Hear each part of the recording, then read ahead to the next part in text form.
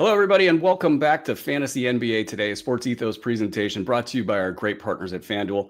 My name is Aaron Brewski, and that frozen statue over there that's not going to talk at all during the show is the great Steve, Dr. A. Alexander. Today, we're going to get you guys ready for a very small Tuesday night slate, but one that's very consequential, as you guys all know. So as usual, we'll start the show with the top streamers of the night. Then we will get into what we're watching for, where we could dig a little bit deeper because there's only 3 games tonight. And then we will wrap things up with our rotating topic, which today is pass or buy. Buy or pass? Pass or buy? I like pass or buy better. Doc, how are you doing, sir? I'm doing well. We're getting ready for Thanksgiving over here. The text message, the family thread is going. And I think we decided we're going to do steaks instead of turkey or ham this year. Ooh, that's a great thing. I don't know how you guys feel about it out there. You could let us know what your Thanksgiving traditions are and how you feel about steak instead of turkey. I think turkey's overplayed. I think it's always overcooked. If it's deep fried, I'm in. I had a good turkey in the Friendsgiving last weekend, so I kind of was very head over heels over that turkey, but it's never that good. It's always bad. That's cool. Good job, Doc. Other than that, how are the Thanksgiving festivities lining up for you? We just chill. It's just us in our little house in Georgia. No foreign entities coming in. It's just me and my kids and my wife, and just chilling out, watching football mostly. Oh, nice. And a little baby. That's so nice. Well, Doc, it's a interesting 3-game slate. We've got some interesting streamer decisions. There's going to be a lot of competition in leagues that stream for these players. So let's get right to it. Who do you like as your top streamer of the night? I think I'm going to go with Jackson Hayes because no DeAndre Ayton tonight for the Lakers. So I don't know that Jackson Hayes is actually going to ball out and have a great night, but he's very active. I've kind of enjoyed watching him play. And when Aiden's not there, I think Jackson Hayes has a chance to get you some points, rebounds, and blocks. And who knows, maybe he'll have a big night.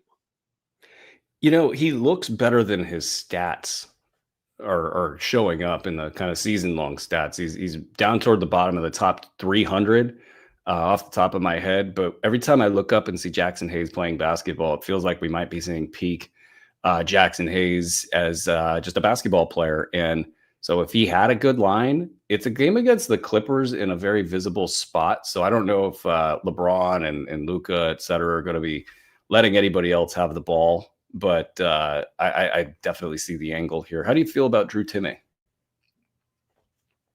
I honestly don't know much about him, Brew. I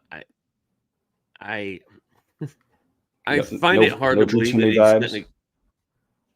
that I can't find it hard to believe he's going to come in and start balling out. I think in a 20 or 30 team league, you pick him up and see what happens. But in 12-team leagues, I just don't see it or feel it. But I don't know that much about him. It's a tough call to make. I mean, he'd get in there and produce. I mean, we've seen this for Brooklyn in the past, and I mean, the Timme games are kind of hard to track. It's hard to predict a good Drew Timme game, but it does feel weird enough on a short slate in a game against the Clippers that the guy that just showed up, and they've been actually talking with him for a while, in for this kind of a situation. So it's not like he's completely disengaged from the franchise.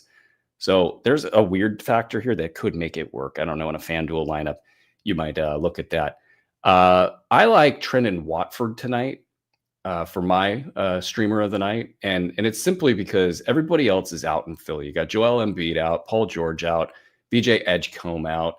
They're actually looking for offense over there. You know, there's going to be a ton of Andre Drummond in this game.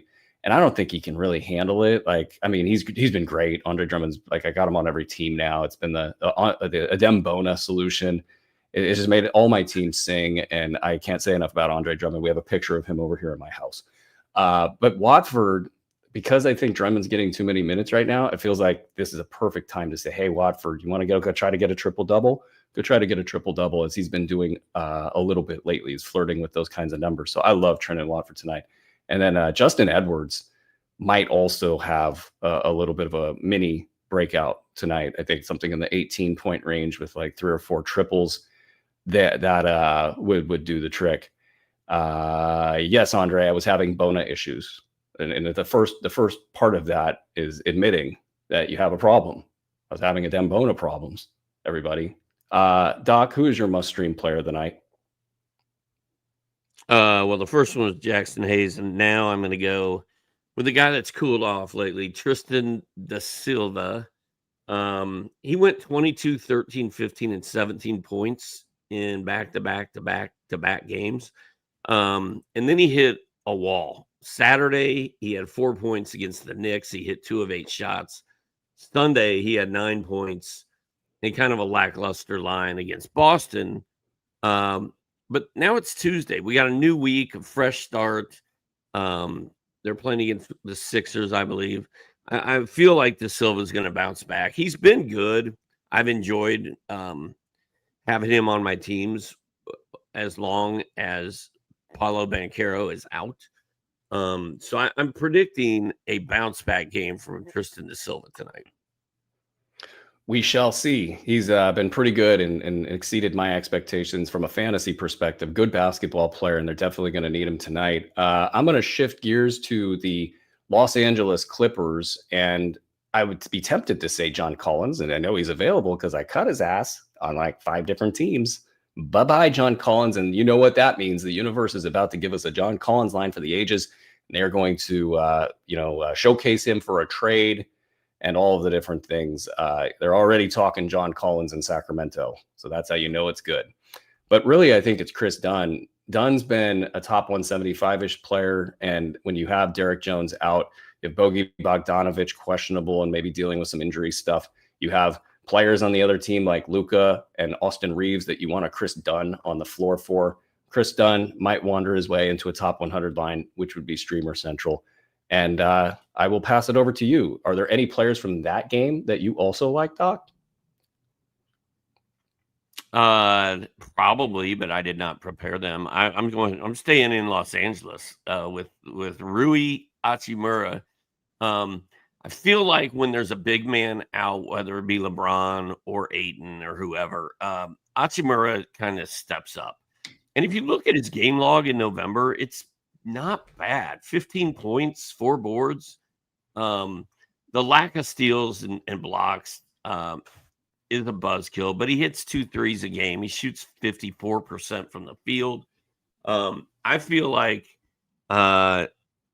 Hachimura with no Ayton is he might be a better bet for a big night than Jackson Hayes, actually. I have no idea which one of these guys is going to produce. So I will just kind of wait and watch and see. I'm not feeling a big game for any of them, but it's totally possible. Short slate, they are good streamer candidates, so I don't want to sell them too short. I will spin it into my last streamer of the night, and that's going to be none other than Vit Krejci. And hopefully I said that name correct, but we will see. It was beautiful. It was beautiful. That's so awesome. I'm getting there. Bob, look at me now. You forgot about the J. I really want to pronounce that J. It's a hard J, but it's not there. It's a soft J. He's got a good J when he's the J. And there's some other J related things that I could think about right now, but I won't because it's too early in the morning. I will say that the Washington Wizards present a target rich environment for 3-point shooting. So it could be a good time to get there. And he's been a little quiet lately, though the stats don't show it. He's averaging 3 triples per game over his last 4 games. So hopefully we'll get in on a good Vit Krejci game today. Got anybody else you want to talk about, Doc? Just a couple honorable mentions. With Ayton out, I think Jake LaRavia is in a good spot to have a decent game for the Lakers. And then Jet Howard for the Magic. Maybe he's the guy that I needed to talk about from that game. Jet Howard in his last game out, I don't have it pulled up here, but didn't he score like 28 points and 30? 30? 30. I remember Just like 30. Who in the hell is the J Howard on Orlando? And I had to like think about it. I'm like, oh, it's Jet. So I've got Jet Howard locked into my FanDuel lineup for this evening. Cool name, by the way. Jet. The chances of Jet Howard doing this again tonight are not good. I don't have a great feeling about it, but maybe he'll do half of what he did in that game, and I would be okay with that. Some people that live locally near me had a baby and named it Jet with an H. So J-Het. They're definitely drinking IPAs, those people. Just saying. No, I don't think so. No? No. My across the country not knowing jack crap about anything idea didn't pan out. Oh my God. They're not the IPA drinkers. They're the opposite of that. Okay. All right. Well, hey, whatever floats your boat out there. All right. Let's spin it out of Streamer Central here because there's 3 games and we're going to kind of dive into them a little bit. What you watching for tonight? Well, I was just looking at this, Bru. I'm not going to be watching a lot because there's 3 games and 2 of them are on Peacock.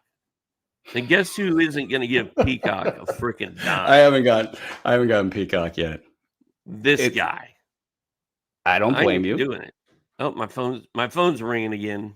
Would you bring them into the show this time? Tell those executives that they need to speak on fantasy basketball and do it right now. If you weren't here on the last show, Doc's wife has her office is plugged into his computer, so they could join the show at any time. We could be talking about God knows what at any time. So anyway, so the two of the 3 games are on Peacock. So I'm not going to get to watch Luka tonight. I'm not going to get to watch Jet Howard tonight. And Bru, they moved the late Peacock game to 11 o'clock. I don't think I've ever seen an 11 o'clock. I've not seen that either. The 8 p.m. starts. Game. I actually like this. I'm on the West Coast, so this is cool for me. But at the same time, the only reason I know the game's on Peacock is because you're talking about it right now. And what happens is that the game is on Peacock, and I'm like, oh crap, I can't watch it. And then I get mad a little bit, and then I go, well, I don't want to have to figure this out. I guess I'm just not watching the game. Congrats, NBA. That's what's happening. Now, maybe tonight I'll try to figure it out. And the 11 o'clock start for the East Coast Peacock subscribers, that doesn't. And sometimes it's just on my enticing. TV, and I don't get it. It's like, okay, I guess I don't know. I don't know what to think about. The streaming world is not what it's cracked up to be. I want to go back to the damn bunny ears on the TV as an old man yelling at a cloud. Let's do it. So that leaves me with Washington, Atlanta, which is the game I'm going to be watching. Washington is 1-15. I don't know if you're aware of that, Bru, but they won 1 basketball. I have the over on them, but they're going to turn it around. The Hawks are minus 10.5 and minus 112 on FanDuel.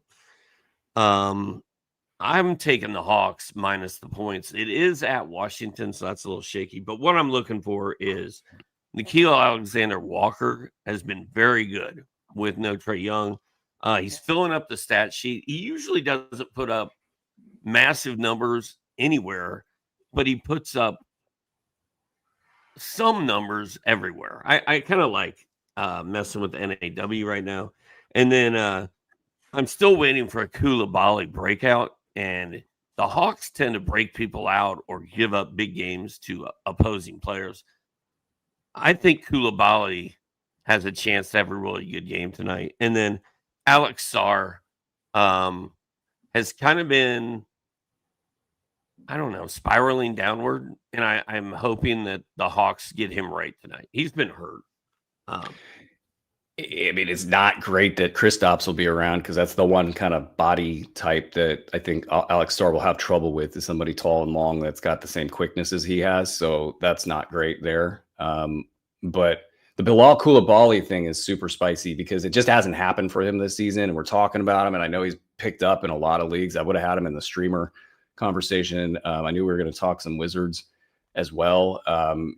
So all of that points to like grab Bilal tonight and hope for more beyond tonight.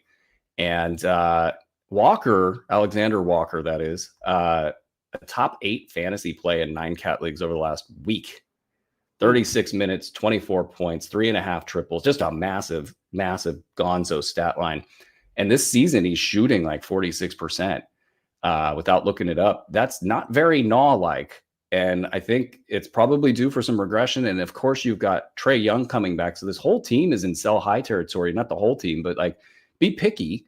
Not the whole team. Dyson Daniels is out there. I'll be watching to see if he's afraid of shooting the ball tonight. And that's actually a legitimate thing. He's shooting 16% or something from the year, on the year from deep. But the rest of them, like Naw, can he keep shooting like this? If so, he's going to be a top 75 guy the rest of the season. That's where I would stop on a sell high. And so I guess I'm probably going to ride that. But like Jalen Johnson, a top 4 player over the last week. Are you selling high with these guys? And how are you handling it over there?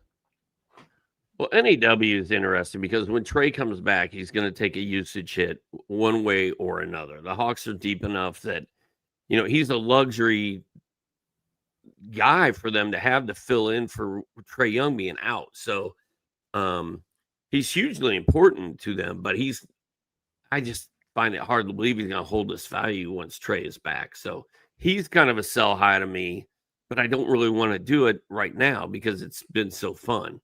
And then Jalen Johnson, man, it's more of like a do you feel lucky punk, do you situation. Like I have 100% faith in my heart that as long as Jalen Johnson is healthy, this is what you're going to get. This is who he is.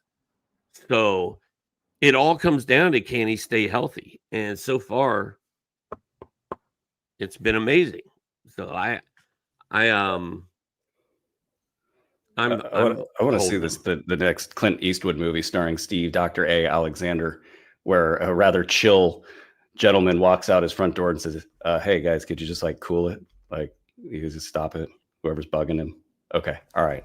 I don't know about all that bit, but the Washington Wizards are the last thing I want to talk about here as far as what we're watching for tonight. Tristan Vukcevic has been getting some minutes. Justin Champagnie has been getting some minutes. I know you're not racing to the wire, Doc. That's not your style for these two players, but I just want to put it out there that I'm watching these guys really closely. And I want to see if they pivot in Washington. The win-loss record certainly screams pivot. And I don't know when they're going to stop playing CJ McCollum and when they're going to stop playing Chris Middleton. And I don't know that makes them any better. But they're probably a little worried that they're going to lose too many games and start to impact their development of these players. Trey Johnson's also out. So it's an interesting time for those two players in particular, completely off the radar in almost every fantasy league. I don't know about any of that. I was streaming Vooks. He was my streamer a couple of days ago when Sar was out. But as long as Sar is playing, he's tough. He's tough. Yeah. I'll watch John Collins a little bit tonight. We'll watch the Lakers without Ayton. The Dyson Daniels shooting thing is really it's fascinating in the sense that he's kind of a buy low right now because he's just not shooting at all. And teams are covering him with their worst player, and it's become a matchups thing on a night-to-night basis that's getting heavily tracked. I do recommend following Kevin Chouinard out of Atlanta for all of those details. It's great stuff. We'll watch the Philadelphia rotation and see what happens there. You mentioned that you liked the Hawks. If I had to pick on this line, I would do Sixers +2 minus probably +118 over at FanDuel. And I don't feel great about it. It would just be a for funsy bet on that. Speaking of for funsy, Doc, let's do pass or buy. Pass or buy? Buy or pass? I don't know which one sounds better. Pass or buy? Evan Mobley. Don't 14, 5, and 4. Don't make me cry. Don't make me blue. See, I think pass or buy. I like it.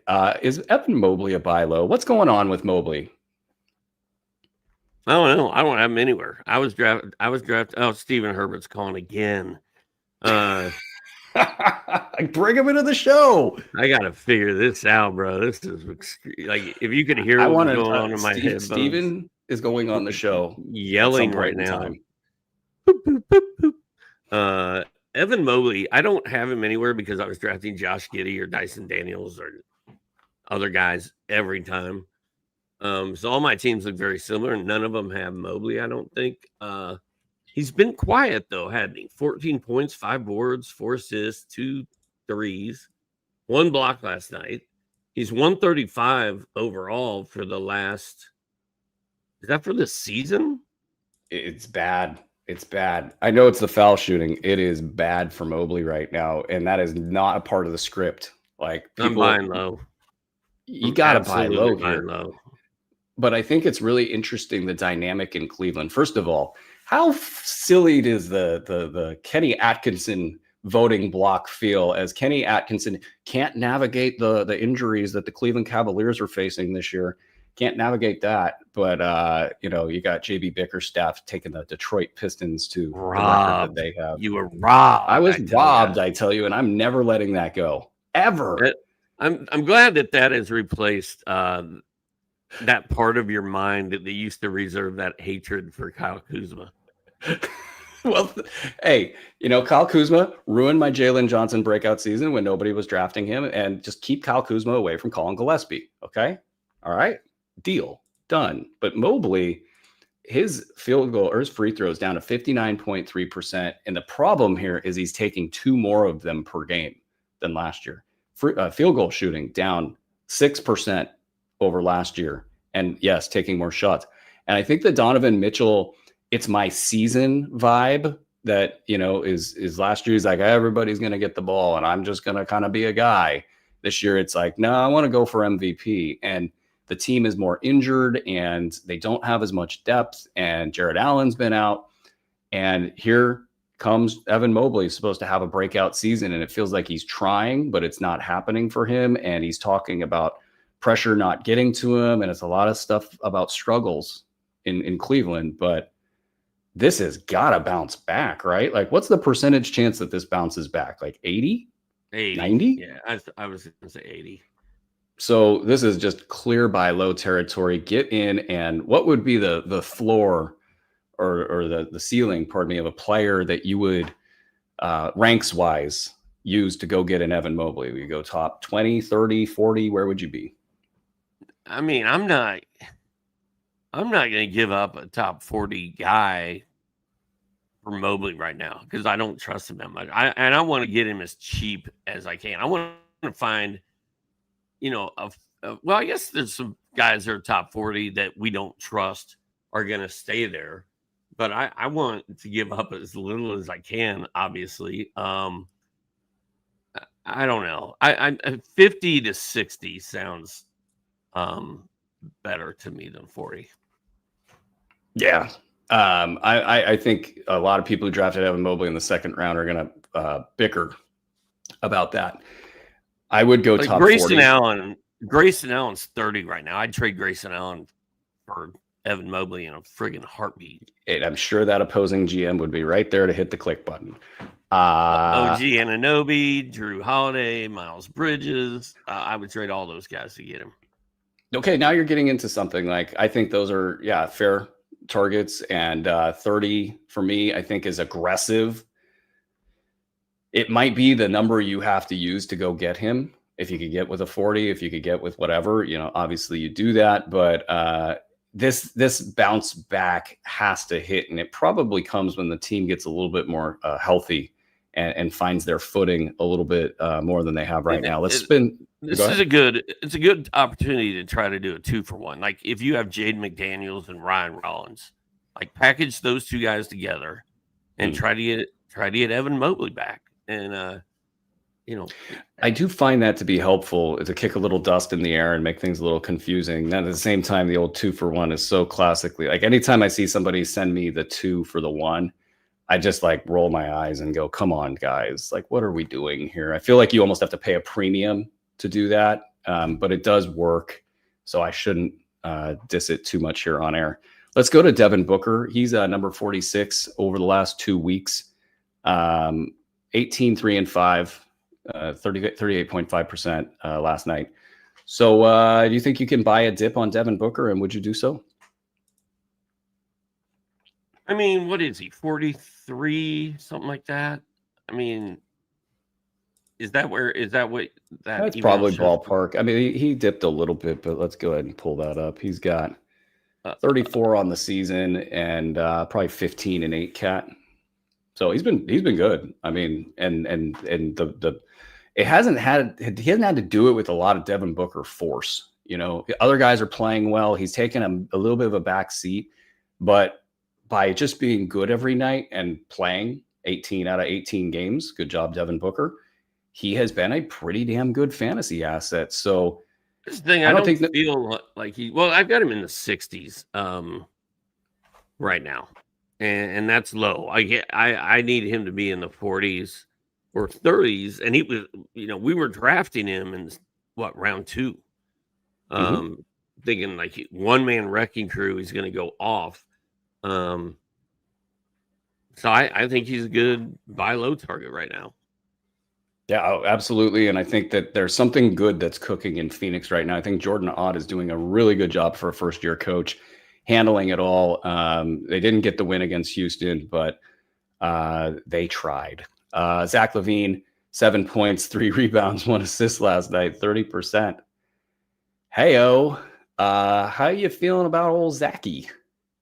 He's kind of been dead to me since Chicago disowned him about 3 years ago. And then he just hung around and he was playing for the Bulls. And now he's in Sacramento competing with a bunch of other guys for shots. I just don't like any part of it. I'm passing on Zach LaVine. I don't want him.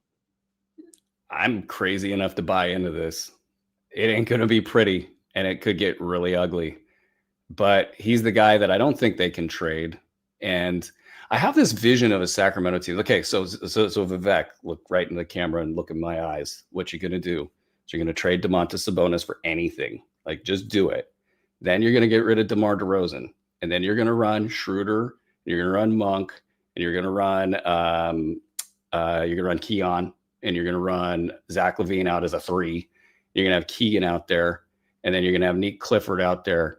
And then you're going to go get a 20-minute per game big man who sets screens and blocks shots. And that's all he does. And I think this team could be fun.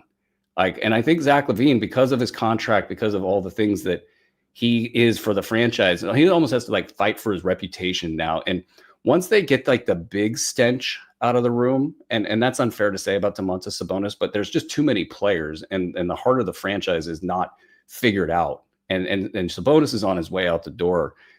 So it's just, once that happens, I think they can play loose and free, and they understand that they're tanking accidentally. And Zach LaVine can thrive in a situation like that.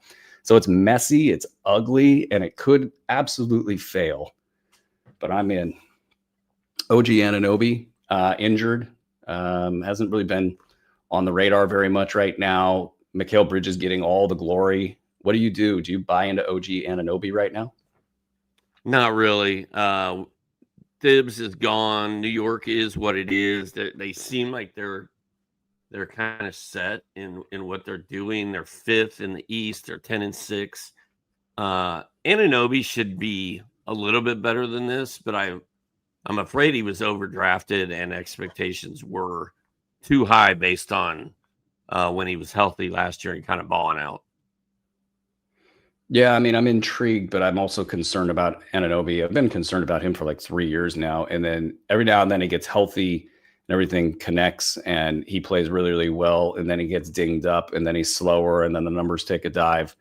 And I'm just waiting for him to be way overrated in terms of defense. And I would probably buy into this just on basic buy low principles of people being kind of skeptical and the injury. And maybe you can flip some sort of a top 80, top 75 player to get into a top 30, 40, 50 position if Anunoby starts running well. So I would actually do this, but generally speaking, I'm a little bit down on Anunoby. Alexander Sarr, 3 games played in the last 2 weeks. Are you trying to buy into this right now? I don't know, man. Washington has won 1 game. How long are they going to run their prized possession out there and risk him tweaking something or injuring himself, etc.? So I think they're going to use kid gloves on Sarr this year. I think the tank is on. I have Sarr in 30 deep. I have Sarr on other teams. I like Sarr, but I've got enough Sarr in my life right now. I have a feeling, because he plays for the Wizards, and we talked about this at the beginning of the season, there's going to be a lot of headaches, even with their good players, because they're just a mess. I think might have wrapped up the tank race early on. Who knows, man? Maybe they can win a bunch of games at the end of the year and hit that over. Jaren Jackson Jr., he's really struggling this year. Are you buying into a turnaround there? Did you skip my opportunity to say that I want no part of Ja Morant, Bruce? I didn't need to go there because I knew you would. Damn it. I don't want Ja Morant on my team. Even if I can buy him low. Jared Jackson. He's gonna make all of your other players play bad. Got it. Okay. I like Jaren Jackson, but I don't think this is the year, man. He was injured coming in. Memphis is weird. Like, I'm a lot of money on the board for him. Way more into Vince Williams and some of the other guys, Coward, than I am Jaren Jackson Jr. at this point. Vince Williams had a good game the other night, or last night. We didn't even mention that in yesterday's show or the earlier show. Pardon me. I know days. I know what day it is. Vinny Williams. He had a low PRA. It was like 6, 7, 8 or something, and then but he got a steal, a block, and I believe 2 threes. He had 4 cash counting stats. That's very good. Good job, Vinny, for all that you do. He's been good. I'm out. I'm out on Jaren. I'm out. Yeah, I don't know how we got into Vince Williams, but it's Jaren Jackson like pouting season. I don't know. The numbers are bad. The defensive numbers are bad. The efficiency looks like it's heading in the wrong direction. It's all bad right now for Jaren Jackson Jr. So I'm not buying. The whole vibe in Memphis is bad, right? Like, and it all starts with Ja. Well, like he's literally bringing down the whole thing. What I had to hit the mute button there, but the thing about this league right now is there are a lot of high dollar contracts. I haven't seen this in a while. Maybe correct me if I'm wrong, world. There are a lot of high dollar contracts that are completely on the outs with their team.